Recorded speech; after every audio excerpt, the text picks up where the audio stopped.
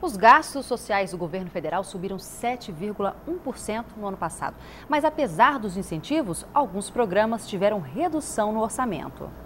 O governo federal gastou 566 bilhões de reais na área social no ano passado, segundo o estudo divulgado pelo Instituto de Pesquisas Econômicas Aplicadas, o IPEA.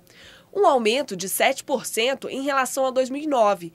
Mais de 90% dos gastos ficaram concentrados em 5 ministérios: Previdência Social, Saúde, Educação, Trabalho e Emprego e Desenvolvimento Social e Combate à Fome.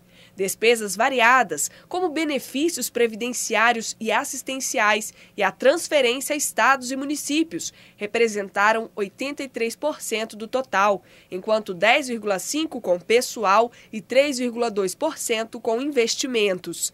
Apesar disso, houve redução dos gastos em algumas áreas. Por exemplo, nos programas específicos para a criança e o adolescente, que passaram de 42 milhões de reais para 29 milhões e meio. Já os gastos com a promoção e defesa dos direitos de pessoas com deficiência foram reduzidos em quase 2 milhões de reais. Olá, um bom dia a todos. E sobre os gastos sociais do governo federal, eu converso agora com o economista Newton Marques. Bom dia, Newton. Hoje fala-se muito que gasto social, na verdade, é um investimento para o crescimento econômico do país.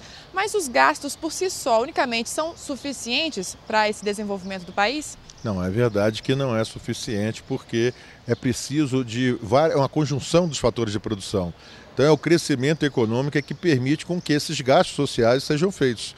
Agora, os gastos sociais, ao mesmo tempo que precisam, dar condição para o crescimento econômico, com distribuição, também o crescimento e a distribuição depende desses gastos sociais. Porque você imagine o que é uma sociedade sem o apoio, qualquer sociedade, seja ela pobre ou rica, ela vai ter necessidade da intervenção do Estado. Então, através dos gastos sociais é que se corrige aquilo que o crescimento econômico não permitiu.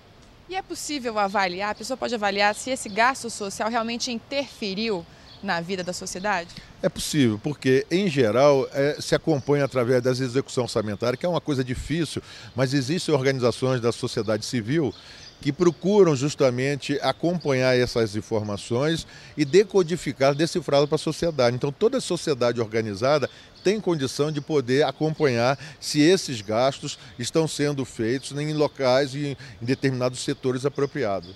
E esse aumento dos gastos sociais, ele sempre deve acontecer? É uma constante? Ou vai chegar um momento que vai ter uma estabilização e vai haver apenas um ajuste da inflação, por exemplo? Não. Sempre os gastos sociais vão acontecer. Então, existem aqueles chamados gastos básicos. Então, com gasto com educação, com saúde, com a questão da infraestrutura.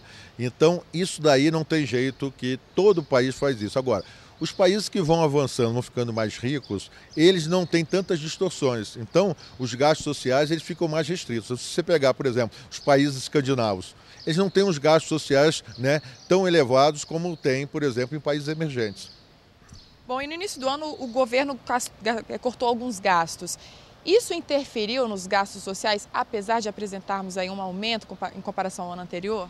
Isso sempre é. Todas as vezes que o governo tem que fazer um ajuste fiscal, ele tem que aumentar receitas e reduzir despesas. E, em geral, ele vai procurar priorizar qual o tipo de despesa que deve ser mantido.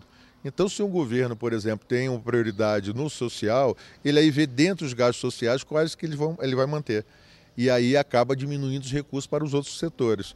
Então é dessa forma, até esperar com que a economia de novo volte a crescer e aí poder justamente alocar maior número de recursos para esses setores. E corte em algumas áreas, por exemplo, neste ano nós vimos aí um corte para pessoas com deficiências, para programas também de crianças, são necessariamente negativos? Isso é verdade, porque o orçamento visto como um todo, vários setores têm que ser alocados esses recursos. Então, quando deixa de alocar os recursos para aquele setor, eles vão sentir. Então, você vai ver que no futuro, porque não dá para imediatamente você ver isso, mas a médio e longo prazo você vai ver que as sociedades ficam diferentes de acordo com a localização desses recursos. Então, se alocar recursos insuficientes, isso vai aparecer lá na frente. Vai aparecer, por exemplo, uma sociedade, por exemplo, com deficiente, que vai ter maior dificuldade, por exemplo, para sobreviver. Porque se ele só sobrevive com recurso público. Se o governo diminui os recursos para aquele setor, então está priorizando os outros. Muito obrigada pela entrevista. Eu que agradeço. Nós voltamos ao estúdio com você, Natália. Obrigada, Manuela, pela participação.